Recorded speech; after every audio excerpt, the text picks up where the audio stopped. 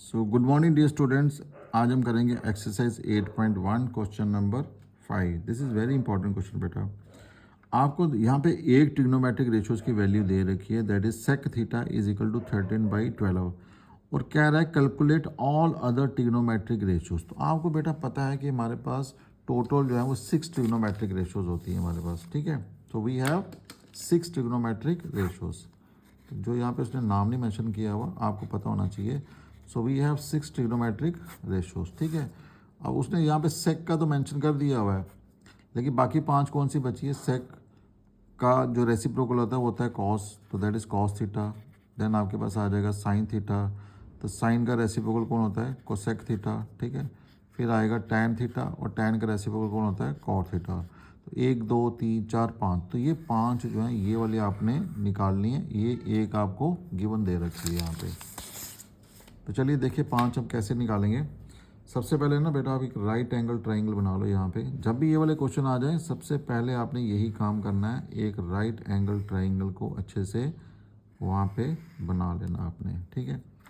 तो right angle triangle में क्या होता है, एक एंगल आपका कितना होता है, 90 डिग्री का होता है, ठीक है। इसका नाम दे दीजिए, let it be A, B और सी है यहाँ पे। तो यहाँ पे एंगल उसने थीटा दिया है, तो हम इस एंगल को मान लेते हैं कि ये कौन सा एंगल है, थीटा है, ठीक है। अब देखो राइट एंगल के सामने मेरा क्या आ जाएगा, हाइपो आ जाएगा, और इस एंगल के सामने क्या आ जाएगा, परपेंडिकुलर, और ये जो मेरी तीसरी साइड बचेगी ये मेरा क्या हो जाएगा, बेस हो जाएगा, ठीक है। अब चलिए क्वेश्चन शुरू करते हैं। आपको दे रखा है यहाँ पे सेक थीटा, तो सेक थीटा इज कितना आ जाएगा, 13/12 है, ठीक है। तो बेटा वो जो मैंने आपको फॉर्मूला बताया था ना पंडित बद्री प्रसाद वाला, उसको बस आपने हमेशा जब भी ये ट्रिग्नोमेट्री के क्वेश्चन करो ये छोटा सा बॉक्स वहाँ पे बना लो आप। So that is Pandit Badri Prasad हर हर बोले, ठीक है। तो ऊपर क्या आ जाएगा, साइन कॉस और टैन, और नीचे यहाँ पे क्या आ जाएगा, दैट इज़ कोसेक, यहाँ पे आ जाएगा सेक, और यहाँ पे आ जाएगा कॉट। मतलब कि सेक की जो वैल्यू है वो क्या आ जाएगी, हाइपो अपॉन बेस, ठीक है। इट मीन्स कि जो सेक थीटा हमारे पास वो क्या आ जाएगा, that is H upon B. So H means hypo upon base, ये आ जाएगा 13/12, ठीक है। नो लेट कर लो कि जो मेरा हाइपो है वो कितना है, 13K है, और जो हमारा बेस है वो कितना आ रहा है, दैट इज़ 12K है। अब देखो दो वैल्यू तो आपको पता चल गई, हाइपो आपके पास आ गया 13K, दिस इज़ 13K, और बेस आपके पास आ गया 12K, so this is 12K। लेकिन आपको परपेंडिकुलर की वैल्यू पता नहीं है, वो कैसे चलेगी पता, वो कैसे निकालेंगे हम, by using the Pythagoras theorem. No use करो यूजिंग पाइथागोरस थ्योरम। तो पाइथागोरस थ्योरम क्या कहती है आपके पास, हाइपो का square is equal to base का स्क्वायर प्लस क्या आ जाएगा, परपेंडिकुलर का स्क्वायर। नो हाइपे की वैल्यू आपके पास कितनी है, 13 है, तो इसकी जगह लगा दो आप 13K, तो 13K का स्क्वायर आ जाएगा। तो बेस आपके पास आ गया 12K, तो इसका स्क्वायर आ जाएगा, और परपेंडिकुलर की वैल्यू अपने यहाँ पे निकालनी है। सो 13 का स्क्वायर कितना होता है, 169, 12 का कितना होता है 144K का स्क्वायर एंड प्लस परपेंडिकुलर का स्क्वायर। और नो 144 को इधर शिफ्ट करो, तो 169K स्क्वायर माइनस 144K का स्क्वायर इज इक्वल टू कितना आ जाएगा, P का स्क्वायर। इन दोनों को माइनस करोगे तो कितना आ जाएगा, 25K का square is equal to P का स्क्वायर, ठीक है। नो यहाँ से P की वैल्यू ले लो आप, तो ये कितना आ जाएगा, plus minus under root 25K का स्क्वायर, ठीक है।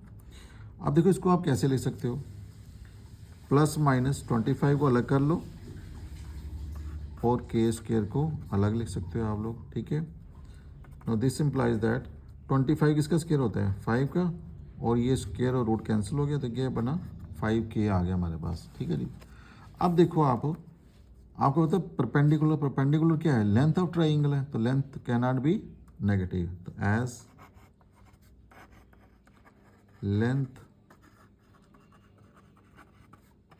Can not be negative, so therefore हमारे पास जो परपेंडिकुलर होगा परपेंडिकुलर कितना आ जाएगा, दैट इज़ 5K।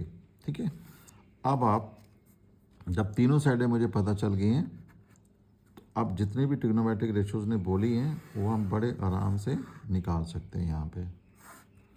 सो हमें सेक दिया हुआ उसने, तो सेक थीटा कितना आ गया, 13/12। ठीक है, अब सेक का रेसिप्रोकल कौन होता है, कॉस, तो यहाँ से कॉस थीटा कितना आ जाएगा, इसी का उल्टा कर लो, दैट इज़ 12/13, तो एक निकल गया।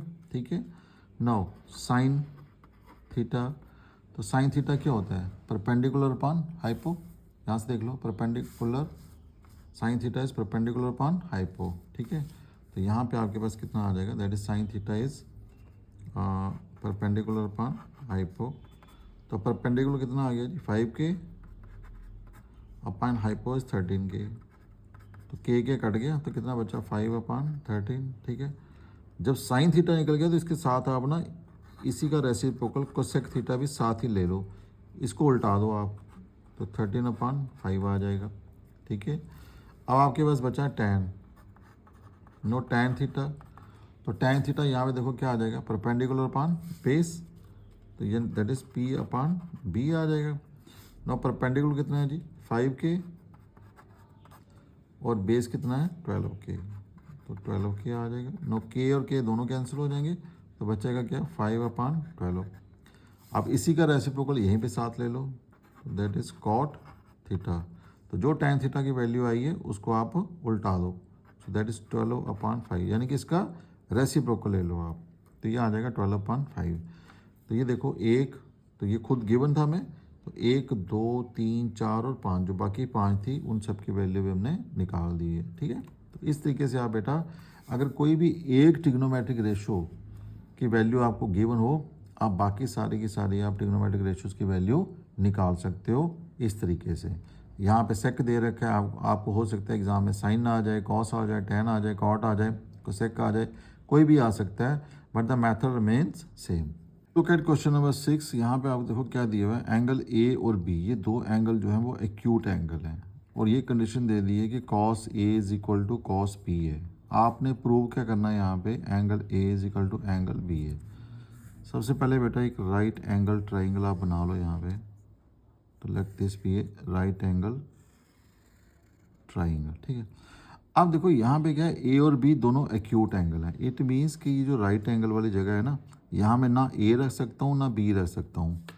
अब मुझे ए और बी कहाँ पे लेने पड़ेंगे, ए साइड पे, मैं यहाँ पे ए रख लेता हूँ, और यहाँ पे रख लेता हूँ बी, और यहाँ पे रख लेता हूँ मैं सी। ठीक है, अब देखो आपको यहाँ पे गिवन क्या है, cos A is equal to cos B, so what is given, no given that cos A is equal to cos B। ठीक है, नो cos A जो है वो किसके बराबर होता है, base upon hypo, that is base upon में क्या आएगा, हाइपो, सेम यहाँ पे भी क्या आ जाएगा, बेस अपॉन हाइपो। ठीक है जी, अब देखो बेटा यहाँ पे कॉस ए, अगर हम एंगल ए की बात करेंगे, ये मैंने पहले भी डिस्कस किया आपके साथ कि एंगल चेंज होगा तो बेस और परपेंडिकुलर दोनों चेंज हो जाएंगे।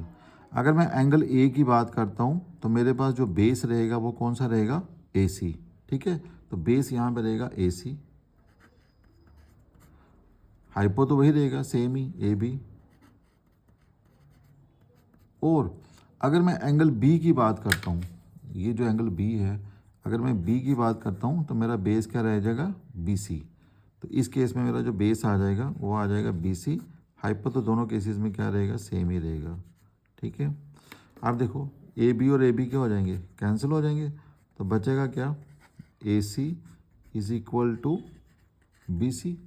ठीक है, अब बेटा आपने ना क्लास 9th में एक थ्योरम पढ़ी होगी, जैसे मान लो हमारे पास ये कोई ट्राइंगल है, ठीक है, let it be A B C, मेरे पास कोई ट्राइंगल है, और अगर ट्राइंगल की कोई दो साइडें बराबर हो जाती हैं, मान लो ये दो साइडें क्या होती हैं, इक्वल हो जाती हैं, a b is equal to a c हो जाता है अगर, ठीक है, तो if a b is equal to a c, if a b is equal to a c आ जाता है, तो तब आप क्या लिखते थे कि इनके जो सामने वाले एंगल हैं वो भी क्या हो जाते हैं, इक्वल हो जाते हैं।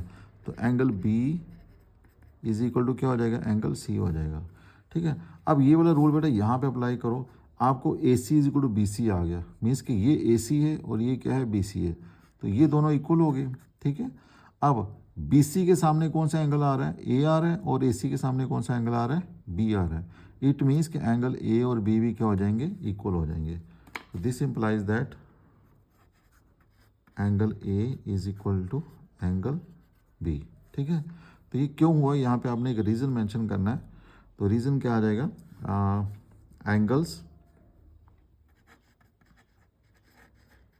Angles opposite to equal sides are equal. ये वाला रीज़न बेटा यहाँ पे साइड पे ना आप यहाँ पे मेंशन कर देना कि angles opposite to equal sides are equal. ठीक है, सो इस तरीके से आप angle A is equal to angle B के बराबर आप प्रूव कर सकते हो। ओके बेटा, थैंक यू, गॉड ब्लेस।